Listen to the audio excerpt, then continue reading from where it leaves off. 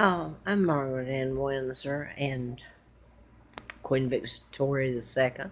I really am. I realize how I look and how old I am, and I realize what I've been through because of my name and who was allowed to kidnap me and do the things to me and my sons when they were born that are so horrific, and no one's ever paid for their crimes. Uh,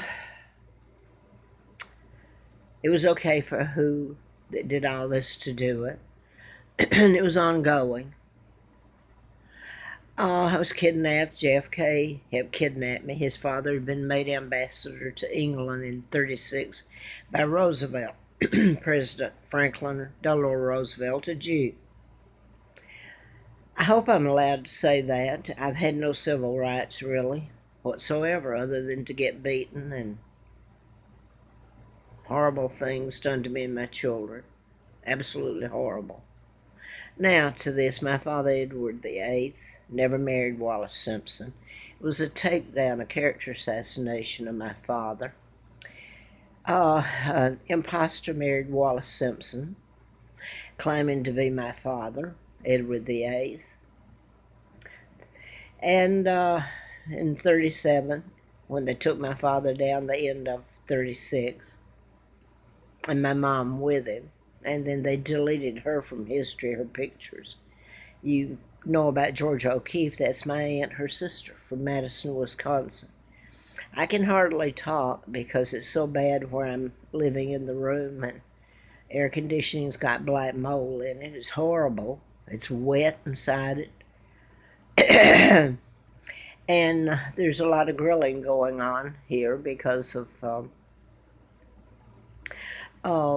well, there's no way to cook. There's a microwave, but there's a lot of people here, and I think a couple of them have their families here. Maybe they work for the pipeline, and I think they're going to be here a while. But anyway, they grill. That's their only way to cook, so they grill out at night, and there's quite a few. But I am deathly I'm have an autoimmune disorder and allergic to toxic fumes. And the air conditioning, heating the way it is, and I've put all this up how I move from room to room, and it's been deliberate, the part about moving me from room to room.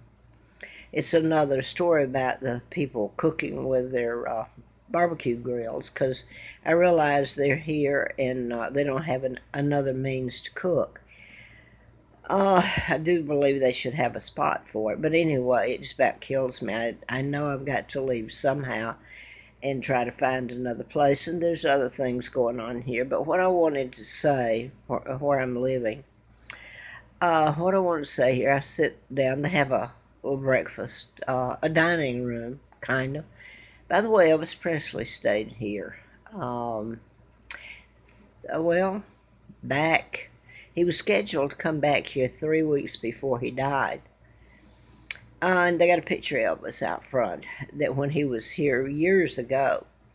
And he was in 219, they said, upstairs. They don't have an elevator, but there's 2 floors here.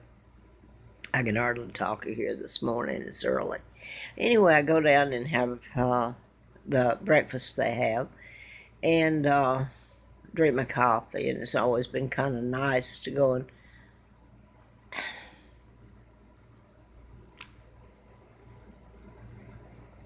anyway, pleasures once in a while just sitting there. And some of the workers that come in to get their coffee are younger than my children now. It's like saying, sending your kids out to school or something.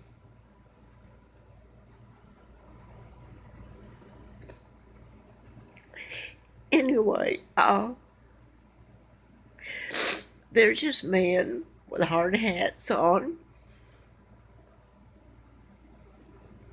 Some younger, some older. And you realize they're going out in the cold, the rain, the freezing.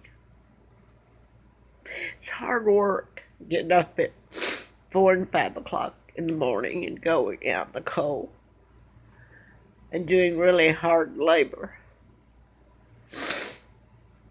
and leaving their families, and a lot of them do have families.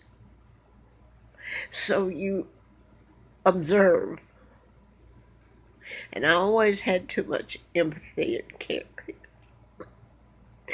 I realize that. I'm crying for myself, but I feel for other people. And these are men, older and younger. Families are not families. Excuse me. They go out every day and they don't put on suits and ties and go into nice offices and go out to eat in fancy places. And most of these are just nice human beings trying to make a living. And I'm not going to say anything else about, I'm so sick now. I know, God help me find a decent place for once. I'm old. And I realized that when I was down at breakfast and most of these men come in and get a cup of coffee and leave. And one brought his box of pizza in there. Couldn't help but laugh, and he was holding on to the pizza and leaving. And I thought about growing up where I did in Alabama in the horrible conditions. And then I started talking to a man that was sitting near me and talking about biscuits and gravy and all that stuff. Wish they had it there, because here they have eggs, but they're not real eggs, but at least they give you protein. And they have other things like juice and milk and cereal and waffles, which I don't get. I gotta get a tissue, excuse me. But you kind of observe that these people are no different than some of the people growing up. Some of those pick cotton. And I was asking this one man, I guess he thought, lady, you sure are ancient. Well, I am. But I had to laugh. He was talking about, wish they had gravy and biscuits. And made me think of my sons. I used to get up and fix biscuits, homemade. I guess that's what gets me too. But then I excuse me, I don't feel good this morning. And then I do have too much empathy. I know.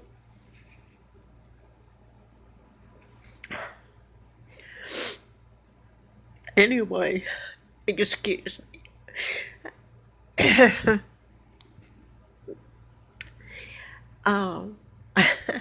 had to ask the man. He was obviously younger than me. I'm almost 80, so hey, anything's younger than me.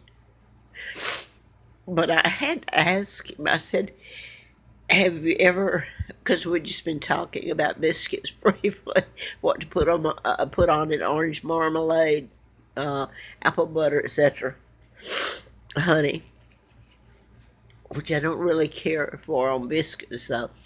But anyway, I happened to think, this is way back, when I was living in that hellhole. Didn't have anything to eat. But anyway, we did have biscuits, and I asked him, I said, well, here, I'll throw this one at you. I said, do you remember blackstrap molasses? And he said, no. He didn't remember that. I can remember, well, they were good. And you can still get molasses, I think, over the counter. I'm sure you can. And if you care for biscuits, they're good. I haven't had it in a long time. But I can remember that's all we had to eat. And we were lucky to have that in season because it was the sugar cane that had to be cut. Cotton had to be picked, hoed, put a cotton sack on your back, and grab from my mom, my real mom, not that psychopath I grew up with, and that family. But I don't know what I thought made me think about it. They were sitting there, a couple of people still there, and they were older and obviously from the South here. And hardworking.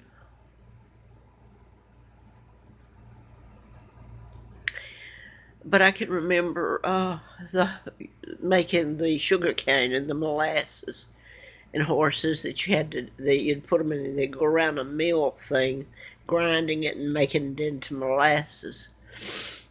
And you were so thankful for what little bit you had to eat. Except when that horrible woman set me down and made me drink tea, which I can't stand. Now I probably know why. The Boston Tea Party.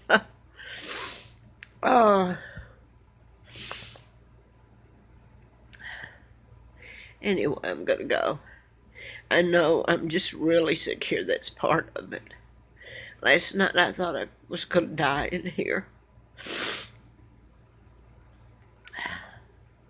So somehow I've got to, and this is reminiscent, if I've got time, when everything was stripped off. And a lady asked me that is on my YouTube, and a lot of these people have been there for a little bit, and it's very nice to have them following me and what they say. And gonna lose my train of thought here. I guess maybe I just better go for right now. It's just so bad in here. And here's what I was going to say. Yeah, back when they almost killed me the last time and did such a good job on me in April Fool Day of '80. And I've tried to tell, but it's too much to filter back for people to, and I don't know which one to refer them to. But I have told what happened to me during that time that separated me from my children, April Fool Day of '80, and then my apartment had just been taken illegally as you can get. You can't get any more than all this is theft and everything. But anyway, I had no furniture left, no home. Didn't have a life.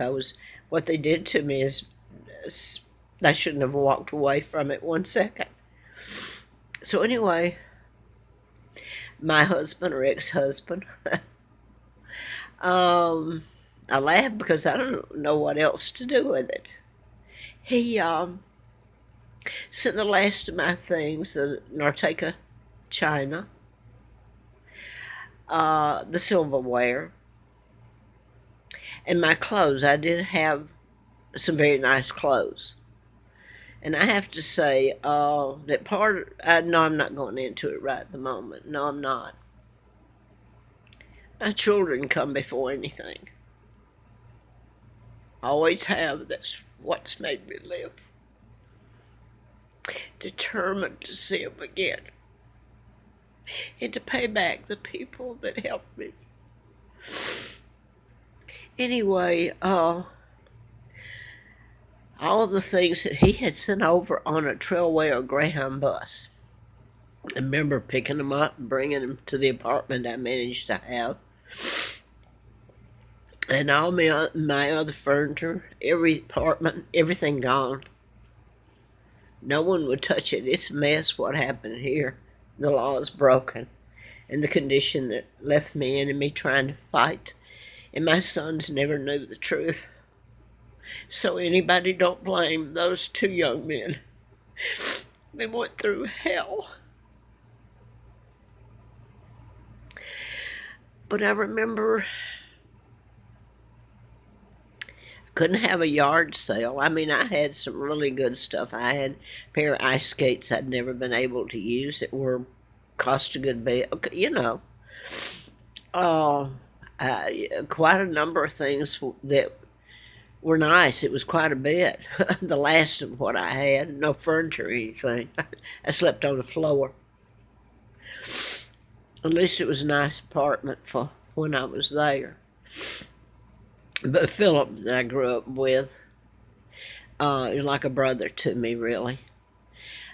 He's in law enforcement, and I won't go any further there. But somehow he showed up, he and his family, and I didn't even have furniture for them to sit on. But it was odd because, anyway, he showed up, and he asked me. Somehow I had picked up a pamphlet, and it was the QE2, which is Queen Elizabeth II. Well, she's illegal. She's a war criminal. She represents the Illuminati, and she shouldn't even be living in my homes while I'm. It's so horrific. Anyway, I had picked up one. I didn't find out about my real name until I was flown out to Mr. Flint's, and then I could remember. It was after then. It was in the campaign in '83, but then it brought back memories, and I sure the heck remember. And they've been confirmed in what I remember, etc. But anyway, it's gonna go out. It always is. It'll be the phone, not a very good camera and stuff on it, but it gets the job done, I guess. But anyway, he looked at me, and Philip is kind of all-knowing, just like Jack Hartsfield was, the reporter, FBI. He looked at me, and I'm sitting on the floor, and I don't have a chair or anything for them to sit in. And he said, "Are you going on a trip?" Uh, and it was more to him knowingly, or I don't know if he said, "Are you going on a journey or going on a trip?" And I was holding the QE2, so that's pamphlet. So, but remember, that's Elizabeth, and he has known for a long, long time my real name and all of it. So I thought I left there and had to give this black lady. I didn't have to, but I had some really nice stuff, really, and I had helped her. I'd lived across the street at Warren House and then moved to these apartments when I got a computer science and thought, well, maybe things would be okay. They weren't. I still worked for computer science when I went on a temporary up to D.C. So anyway, but I had helped this same black lady. She had a nice car. When she was digging in the dumpster, not beyond me to dig in the dumpster, and try to help her when I couldn't even help myself, really.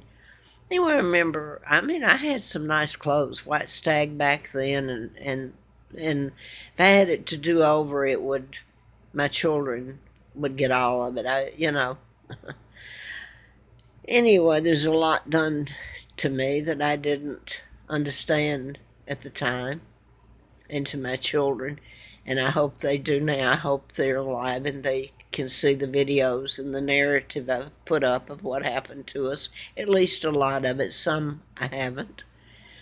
But anyway, I gave this woman the china, really good